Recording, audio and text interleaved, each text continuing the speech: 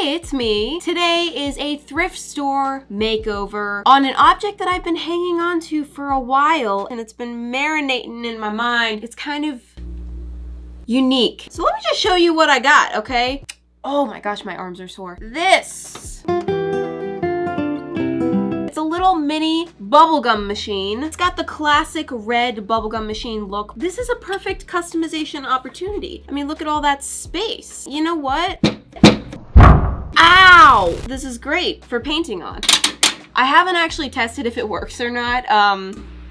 I think I'm gonna paint it first, test it later, because I'm already really attached to the idea of painting on it. I'm quite excited to see what I can do with this. Let's just get into it. Here's my lovely bubblegum machine. It looks, you know, just like every other bubblegum machine you've seen ever. Pretty simple. The big bowl holds all the bubblegum, you put a coin in, turn the knob, and out plops the gum. I really don't have to explain this, do I? It did cost $6.99 at Goodwill, but I did get an abundance of dead skin cells free. Yeah. That's great. So let's get to work. Oh, let me just get this thing situated. He's gonna be an unruly one. Also, he needs a bath. So I'm gonna start off by wiping this whole thing down, removing the price stickers. I wanna be nice and thorough with this, making sure to clean out every little crack and crevice, especially in the gum hole.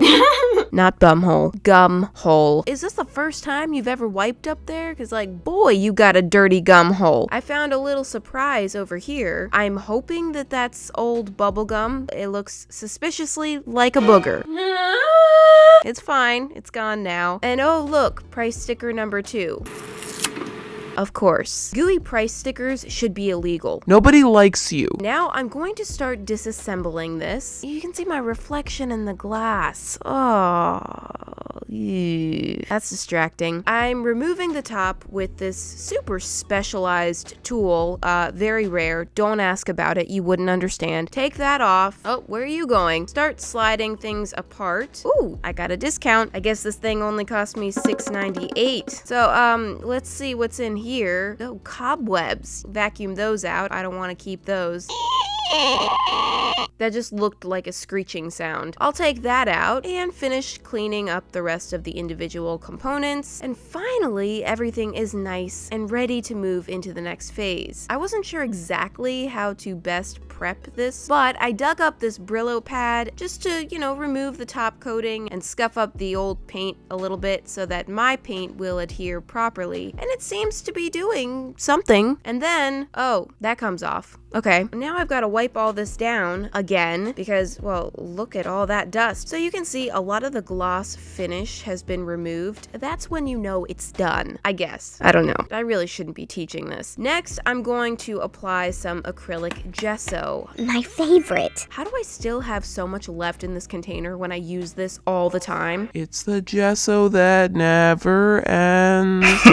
Here we go with that. Just applying a nice coat of gesso over the entire body, including his little hat. And aha, yes, prep work done. He's nice and preppy. Finally, it's time to get into painting. Now, even though the base of this is the largest area, I'm not going to be doing anything super detailed here. Originally, I thought that this was the most valuable real estate. This was where I was gonna do the meat of the artwork. But then I noticed the many grooves and ridges all around. That makes it pretty tricky to figure out how to work out what to do and where to do it. You know what I mean? It's just not an easy surface to paint on, so I decided to just go for something really simple on the base, and we'll do something more exciting elsewhere. Don't you worry, my dear, just stay with me. For now, I'm just painting a nice arrangement of colors in no particular order.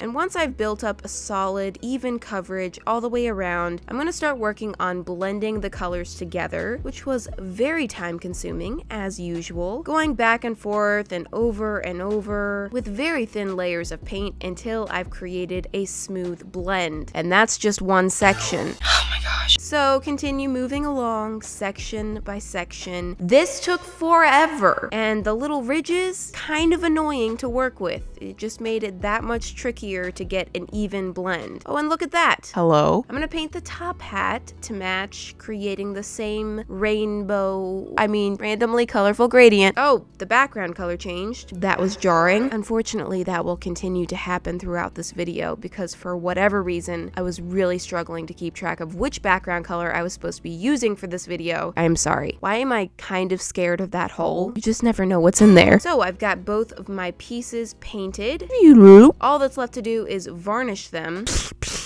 Okay, no more sound effects. Thank you. And this varnish will just help keep my paint strong and healthy, looking glossy. Now I'm gonna set those aside and switch gears and backgrounds again. Focusing on the bowl now. I don't know what's going on in there. I think I'm being a fish. I don't think I need to apologize for my behavior at this point. I think we're all used to it. I'm actually going to decorate this. First, I need some paper. I'm folding it down and cutting it up to create a bunch of smaller pieces of paper, and I'm gonna do a little drawing. Oh, hey, how you doing? Okay, so I'm gonna be drawing some of my different characters that I've created in the past, starting with the scared chicken here. And since they're gonna be on a bubblegum machine, I'm gonna make each of them interacting with a piece of bubblegum in some way that kind of fits who they are as people. What? They're not people. So the scared chicken is being lifted into the air by the bubble, which of course scares him. Moving on to the next character. It's Pumpy the Pumpkin. He's a chow puppy who's normally in a pumpkin, but for today, I've drawn him inside of a big bubble. You see? That's clever. No. Oh, and here's another old pin design. Why is it so far away? This is my green monster pin. Is he nameless? His name's Nelson. It's been Nelson the whole time, you just didn't know it. I always thought he looked a little bit nervous and guilty. He kind of looks like he just farted. Excuse me. So I drew him farting out the bubble gum. You don't want to pop that bubble. What? What's that? How old am I? Oh, I'm 26. What's your point? Next, I have my ice s'more nut cat. That's a terrible name. How about Lucy? I just feel like naming people today. Again, it's not a person. And oh, look, she's doing something normal. She's just blowing a bubble with the bubble gum like you're supposed to do. Yay for Susie. Nope, it's Lucy. Wow. Oh, now we have one of my favorites, the bored sloth. How about Bert? I don't know, I'm getting name fatigue now. He's got this bored kind of negative attitude all the time, everywhere he goes. He's not very much fun at parties, don't invite him. So I drew him holding a chewed up piece of gum. Oh, that's good. And finally, Oh, hey, it's Rosie. you may notice I didn't include Pickle, Derp, Georgie, and some of the other characters that I tend to draw a lot of. I just wanted to use some characters of mine that aren't used as often. Okay, so I have all my sketches done. Now what I'm gonna do is try to utilize the transparent nature of our substrate. I don't get it. In other words, me wants to trace, which is going to be kind of weird because the paper doesn't really fit nicely, but I'm just gonna tape these onto the inside, and this should at least help me figure out how to get nice even spacing between the characters, make sure that everyone's in the right place, because I'm gonna leave the background clean so that you can still see the bubblegum. There's really not gonna be much room for mistakes here. My weapon of choice is Posca paint pens, and I just went ahead and started tracing over my sketches, which was not that fun and kind of disorienting because there's a gap between the paper and the glass, so anytime I make even a slight movement of the bowl, the lines would all shift and then I'd get all dizzy. But I think this method did make things a little bit easier. Moving on to the next guy, I only had to deal with the dizzy tracing while getting this first layer down. Then I'm good to go. We can get rid of the training wheels, just get that out of there. And I'm just continuing on filling in the rest of the characters. At this point, I was slightly nervous because they're all looking pretty ugly. easily, honestly, but I know better than to give up after the first coat. Almost every painting has the ugly duckling syndrome, okay? Also, I'm not entirely sure of what kind of paint I should have been using on this. I mean, I do have glass paint that I used that one time, but I really hated it. When in doubt, Posca paint pens. clearly the coverage is a little bit shaky here, so I don't know that Poscas are really meant to be used on glass. They are today. So I've got my first layer on there looking like trash. We all can't be winners. And I realized quickly that while trying to apply the second layer, I was scratching off the first layer. Oh no. I've got to make this work somehow. Maybe I can seal the paint in and then try to do the second layer. So I applied some clear varnish over top of the paint. I think a spray clear coat probably would have been a better option because you can slightly see the brush strokes of the varnish over the glass. Maybe spray would have given us a smoother finish, but did I think of that in the moment?